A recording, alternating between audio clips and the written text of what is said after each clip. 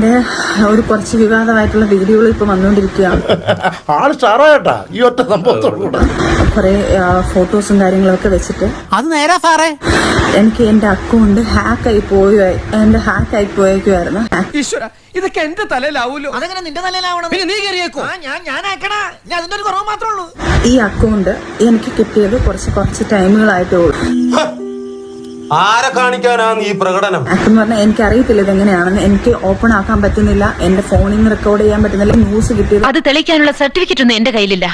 നിങ്ങൾക്ക് വിശ്വസിക്കാമെങ്കിൽ വിശ്വസിച്ചോളൂ. എന്റെ ഫ്രണ്ട്സ് കുറെ പേര് എനിക്ക് മെസ്സേജ് ചെയ്തിട്ട് ഇങ്ങനെയാണ്, പിന്നെ കൺഗ്രാജുലേഷൻ അന്നൊരു കാര്യങ്ങൾ തിരക്കിയപ്പോഴാണ് എനിക്ക് ലിങ്ക് ഇട്ട് തന്നപ്പോഴാണ് ശരിക്കും പറഞ്ഞാൽ ഞാൻ ഇതിന്റെ ഡീറ്റെയിൽ ആകെ ഒരു ദുരന്ത കഥയാണ്. ഇത് ചെയ്ത ആരായാലും അത് ഞാൻ നിയമത്തിന് മുന്നിൽ കൊണ്ടുവരും. അവരാരാണെന്നുള്ളത് അതിന് തക്കതായ ശിക്ഷ ഞാൻ മേടിച്ചു കൊടുത്തു. എനിക്ക് നീതി വേണം യൂറോണ്. ഇത്രയും തോന്നിയാസം കാണിച്ചിട്ടാ. ഇതാണ് സജിന ഇട്ടിരിക്കുന്ന റീല് ആൻഡ് സ്റ്റോറി. രണ്ടു ഇട്ടിട്ടുണ്ട് കേട്ടോ. റസൂൽ ബുക്കുറ്റിയുടെ കൂടെ ഇരിക്കുന്ന ഒരു പടം. ബുക്കുറ്റി അടിച്ച് കിണ്ടിയാണ് ഇട്ടിരിക്കുകയാണോ അതുപോലൊക്കെ ഉണ്ടല്ലോ കണ്ണ്. കനകം മൂലം കാമിനി മൂലം തടിയും കേടായി ഭാവിയും വടിയായി. മലയാളികളെ ഇങ്ങനെ ഊംഫിക്കാൻ നോക്കല്ലേ, പാവങ്ങളെ ചിലപ്പം വിശ്വസിക്കും. എനിക്കിത് കാണുമ്പോൾ തോന്നുന്നത് ഇവര് തന്നെ ഈ പോസ്റ്റ് ഇട്ടതാണെന്നാണ്. ഇത് നിങ്ങളുടെ പേഴ്സണൽ ഫോട്ടോ ആണ്. പേഴ്സണൽ ഫോട്ടോ എങ്ങനെയാണ് ഹാക്കറിന്റെ കിട്ടുന്നത്? ഇതൊരു ഗൂഢാലോചനയാണ്. ഹാക്കർ ഫോൺ ഹാക്ക് ചെയ്തുകൊണ്ട് പോയാ ഈ ബാക്ക്ഗ്രൗണ്ടിൽ കാണുന്ന ആ ഒരു സ്ത്രീയുടെ പിക്ക് നിങ്ങളുടെതല്ല, നിങ്ങൾ പറയരുത്.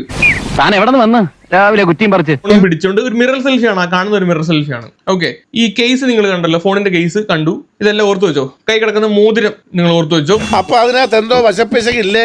സജിന യൂസ് ചെയ്യുന്ന ഇതേ കേസാണ്. സജിനയുടെ കൈ കിടക്കുന്ന മോതിരവും സെയിം തന്നെ സാധനം തന്നെയാണ്. സജിന ഇട്ട പോസ്റ്റ് ആണ്. നാണ്ടേ ഇതേ മോതിരം തന്നെയാണ് മറ്റേനകത്ത് കിടക്കുന്നത്. സജിനയുടെ ഇൻസ്റ്റാഗ്രാമിൽ പോസ്റ്റ് ചെയ്തേക്കുന്ന വീഡിയോ ആണ്. ഇതിനകത്ത് നാണ്ടേ കൈയിരിക്കുന്ന കേസ് ഐഫോണിന്റെ കണ്ടല്ലോ, സെയിം ഫോണും സെയിം കേസ്.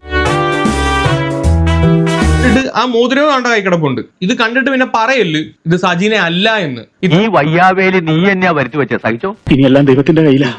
ഭാഗ്യമുണ്ടെങ്കിൽ നമുക്ക് വീണ്ടും കാണാം. വരട്ടെ.